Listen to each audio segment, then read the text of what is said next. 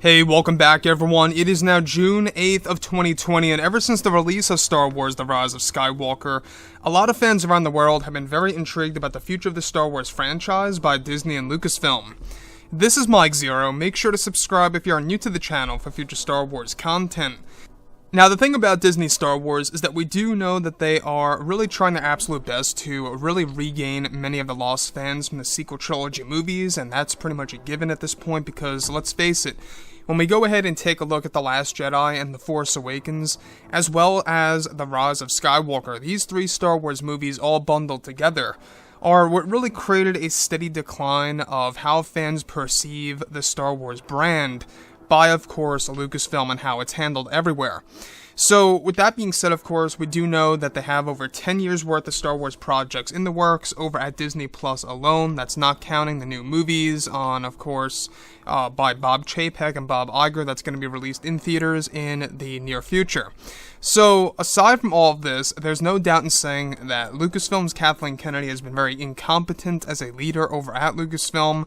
We've seen her handling things very poorly with Star Wars, especially with, I would say, Solo and The Last Jedi, as well as The Rise of Skywalker, were the big three failures on Kennedy's part. Now, keep in mind, I actually do somewhat enjoy The Rise of Skywalker in bursts. I don't like the entire film as a movie in and on itself, if that makes sense. I love some scenes, and I also hate some scenes. It's like an emotional roller coaster for me, as I've said before in my initial spoiler review some months ago. Now, with that being said, of course, what's really intriguing is that since Kathleen Kennedy lost her creative control over at Lucasfilm due to the new Disney CEO Bob Chapek making drastic changes to the Star Wars franchise and how it should be handled, Kathleen Kennedy has been very frustrated with her inability to control the new films and TV shows on a creative scale. However, she is said to have one project in her control, which is the Leslie Headland Star Wars TV series. This is a project that the Star Wars community is against and created backlash for over the past couple of months. However, during and after the premiere of The Rise of Skywalker, many interviews were given to Kathleen Kennedy about the Star Wars franchise to the point where she was questioned about the fans, where she went on to reveal that in her eyes, she believes that many of the Star Wars fans are destructive, and that she made it very clear to J.J. Abrams and Rian Johnson to listen far less, if not at all, than other known creatives by listening to the fans. Kennedy went on to reveal that the fans are destructive and can be for the Star Wars franchise and how it works as a brand. Now, let me just say this right here. I don't really believe that the fans are destructive per se. It's all a matter of, what you are listening to from the fans exactly, what you take from that and how you apply it to the films. In my point of view, it's all a matter of the creators. That's all it really comes down to. So the fans, in my eyes, are not necessarily destructive. They may have actually kind of altered the marketing of these movies because of how we boycotted Solo: A Star Wars Story. That could have very well played a major role in the box office results, but I digress. Now, Kennedy continues to say that the fans who voice their opinions excessively on the internet and those who boycott the films are just not fans at all and just moviegoers who want to see a movie done their way and their way only.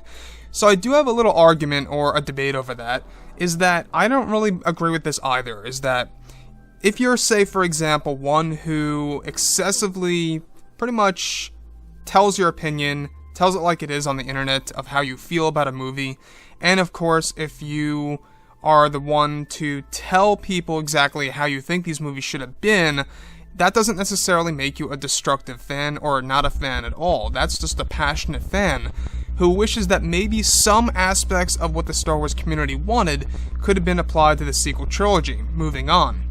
Kathleen Kennedy has been the one to blame on the direction of the franchise for a very long time, and especially since after the release of The Last Jedi.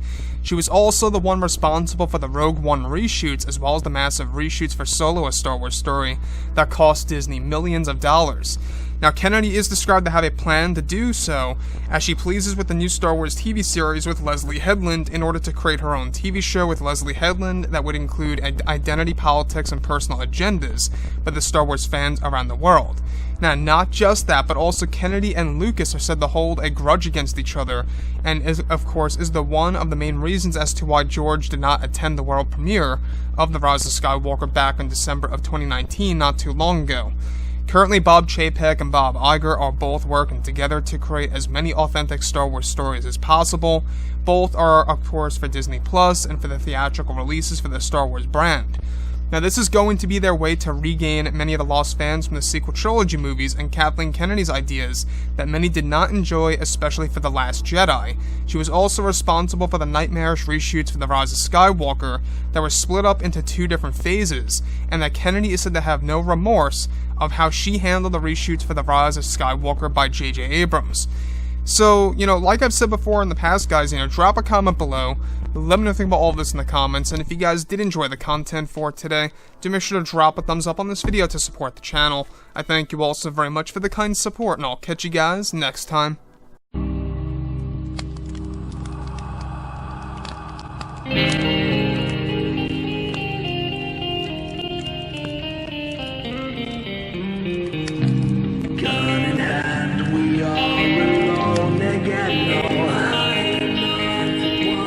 From night to moon we hear them moans again.